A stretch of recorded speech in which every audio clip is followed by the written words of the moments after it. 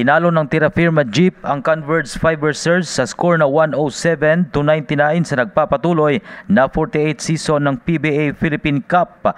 Nanguna sa panalo si Wamit Chungson na nagtala ng 18 points, 5 rebounds habang mayroong 11 points si Filipino-American player Stephen Holt. Mula sa simula ay dominado ng Jeep ang laro kung saan hindi nila hinayaang makalamang ang Converge. Sinabi ni Coach John Del Cardel na gumana lamang ang kanilang depensa kaya sila nagtagumpay. Umiscore sina Justin Arana at Alex Stockton ng tig 18 points habang may 17 markers si Phil Amgard, Scotty Winston para sa 0-1 baraha ng Fibersers. Samantala, target pareho ng TNT Trupang Giga at Blackwater ang 2-0 record sa kanilang paghaharap ngayong alas 3 ng hapon. Yan ang Balitang Sports. Ito si Ray Tampos para sa Radyo Alternatibo Balita Nationwide.